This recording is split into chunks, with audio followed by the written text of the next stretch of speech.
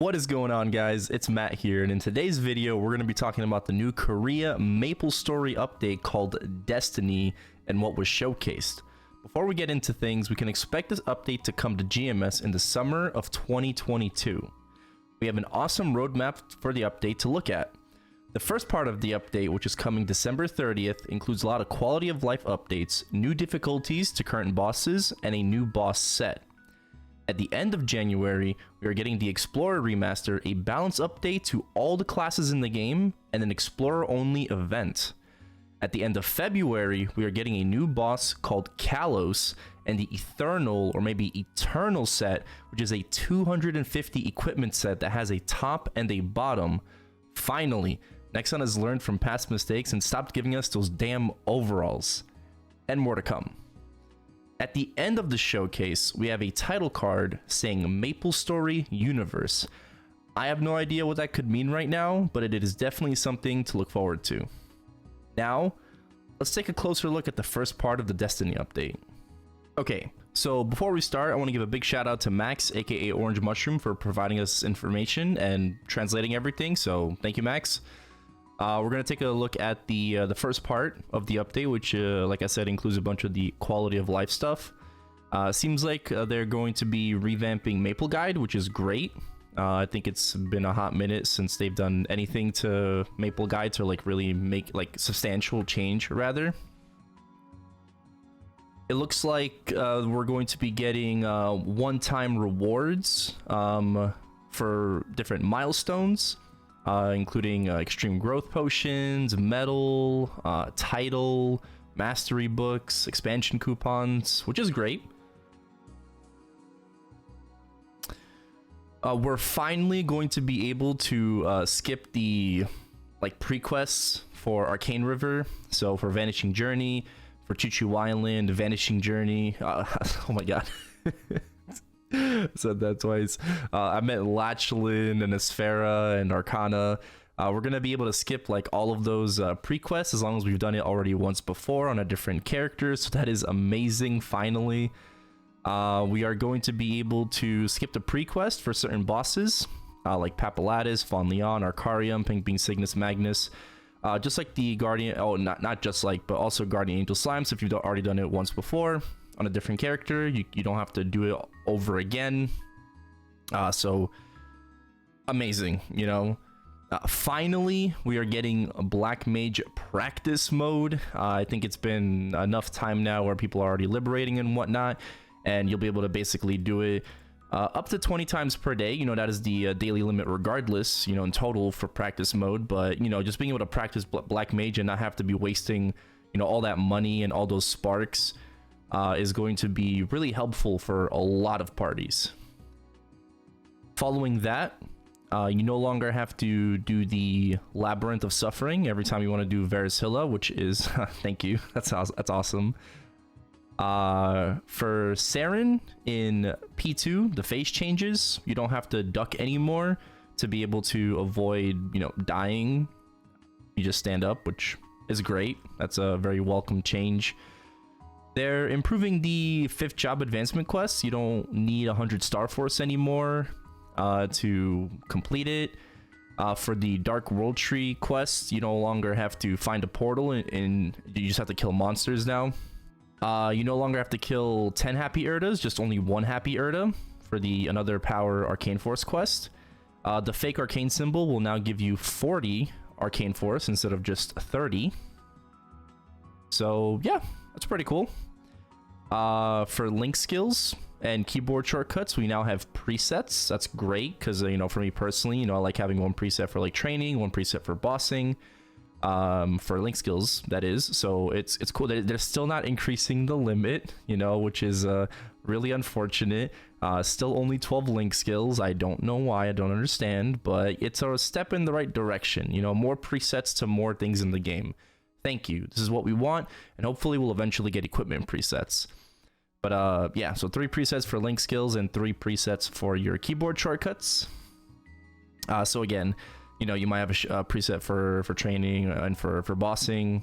I know I do for certain classes. So yeah, this is a very welcome change. In your quick slots menu now, it seems like the cooldown is just shown a lot better. You know, it's how would I say it? It just looks a lot cleaner. And then it will like flash, and then there will be like a pop-up as well to show you that your skill is ready. You can only do it for a certain amount of skills. Seems like 6. So that's really cool. I mean, some people definitely could use that, you know, as a visual indicator. So I definitely don't mind that being added. When you defeat an elite boss, they are removing the bonus stage, and you're just gonna get EXP orbs. So that's, it's not going to basically interfere with your grind, essentially, you know, like that, like, I don't know, 30 seconds, you know, of just like all the mobs being gone, and then you just have to, like, you know, go for those little orbs or whatnot. That's, you know, you still get your elite boss, but it's not going to interrupt your grind sesh. They're also going to be increasing the EXP that you get from Frito portals. That's great. For Sunday and Saturday Monster Park boxes, now this is awesome. They're completely removing the 1.5 times EXP coupons that were for 30 minutes, and instead replacing them with 15-minute 2 times EXP coupons, which means you'll be able to get only 2 times coupons, aside from the special rewards, but only 2x coupons from for like the Sunday boxes specifically. So you'll get either a 15, 30-minute or 1-hour version of these 2x coupons, which is a great change. Overall, they did something to the like pop-up, you know, notification when you get a really good item from a boss. In Gloom, the 3 different, I mean, I call these balls, but void fragments have been improved to be more easily distinguishable. So now you can, you know, see better what you're gonna get hit by. Sure, you know, like, that's great. Next one has finally added the option to, you know, like the arrows when you're creating a character to kind of like go all the way like back in the list, and then, you know, to the beginning, instead of having to click, you know, right all the way or left all the way. You can just keep clicking one direction and it'll just rotate back to the beginning of the list. So yeah, congratulations, next time you finally learn how to do that. For Legion, it seems like they're improving it a little bit and increasing your overall attack power of your character based on your Star Force and level. So it's been improved so that it is increased for every 10 levels above 250. And then if you also have a 380 or higher Star Force, it's also like, I guess it's just gonna give you more, you know, something like that. They added a new potion called a Sprout Potion that restores 5,000 HP and MP. I think that just like basically combined like 2 dues together, you know. That's basically it. It's for 1,000 meso. Pretty cheap, you know, pretty awesome. Won't really matter too much for us in GMS because we have ginger ales, but I mean, still, you know, it's not a bad change. They basically just fused the dues together. I guess that means less meso, selling it back to the NPC. I don't know. Some cosmetic changes. Monster Life, you can now lock your mobs so you don't accidentally release them. That's a cool feature there. When you're logging on for your buddies, it's more detailed now. The buddy login notification. You are finally able to select all when you're enhancing a node, so you don't have to click it one by one. Thank God. I mean, it's not like it's like the end of the world, but you know, it's kind of annoying, right? That you can't do that in the first place. So finally, you'll just be able to select all and then, you know, enhance it. Moving forward, yes, new boss difficulty additions, right? So now they're going to be adding Easy Will, And Easy Will in terms of difficulty is in between Easy Lucid and Normal Lucid. They're adding Normal Varishilla, which in terms of difficulty is between Hard Will and Chaos Slime. And they're also adding Normal Saren, which in terms of difficulty is in between Hard Darknell and the Black Mage. Alongside these additions, they are actually adding a new boss accessory set. It's called the Dawn boss set, right? It's a set comprising of 4 different items, including the Guardian Slime Ring. So the Guardian Slime Ring, will no longer be a part of the boss accessory set, I'm assuming, and just a part of this new set, right? And then they're also adding a new face accessory, earrings, and a pendant. So the face accessory is dropped from Lucid and Will, both normal and hard. The earrings are dropped from Gloom and Darknell, and the pendant is dropped from Varishilla and Saren.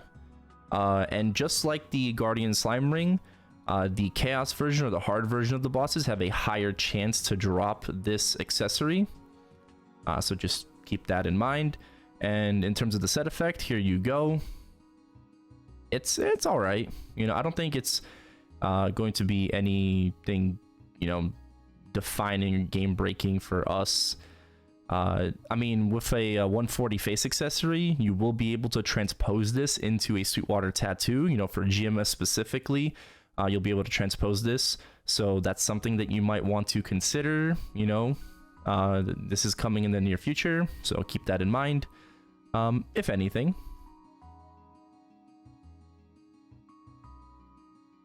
They're also improving the pitched boss set.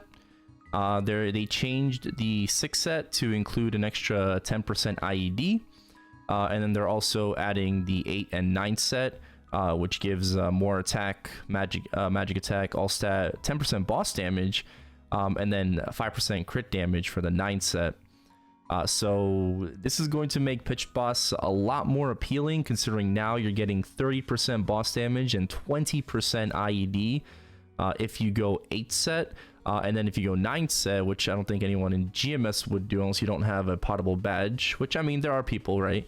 But if you don't have a potable badge, that's also an extra 15% crit damage total, right? But even at 8 set, that's 10% crit damage, 30% boss damage, 20% IED, a buttload of attack and all stat. So this definitely competes with Golix, right? For the like super ultra end game players. Like an extra, like losing 10% IED isn't the end of the world and can be made up for in other places, like, you know, familiars, for example. And having these pitch boss sets, considering they are boss items, you know, and unlike Golix, you know, offer you better flames. And some of them are higher level, like level 200, so they'll offer you, you know, better and more stats from star forcing. So if you're gonna be like super ultra min max, then yeah, it's probably better to focus on pitched boss moving forward instead of Golix. And outside of that, I think that's pretty much it. Actually, yeah, down here for the monsters, something that was changed is that for slime, it's going to be counted as a clear when you defeat the boss, instead of just like, you know, defeating the box, right? The reward room box. Same thing for the black mage. It will count as a clear as long as you like clear phase 4 and not when you open up the Genesis egg. So you can't do like, you know, like for fun runs. I mean, we have practice mode now, you know, for black mage, so that really isn't going to be an issue in my opinion. But yeah, you can't really do like for fun runs or like help out friends, for example, and whatnot. Like you know, go to like clear for them and then leave the party and then have them open the Genesis egg so you can like rerun with a different party. You can't do that anymore. Yeah. And I think that's going to be it for this part, actually, you know, for this first part of the Destiny update. So let me know what you guys are looking forward to the most. I know I didn't go over the Explorer stuff, and I know a lot of people are excited for that. That is coming at a later time, and I kind of want to, you know, keep this like a little bit linear. you know, and just like wait for those particular patch notes so we can talk about them in more detail. However, you know, obviously I did watch the whole update with my community on Twitch, and I am super looking forward to Buck, especially considering the changes they've done and the whole like water serpent theme that they've just you know, defined more within the class. So yeah, I'm really looking forward to that, and among other things. But overall, I'd say, like, you know, the remaster visually has been a pretty large success, considering the reaction, right, from the community.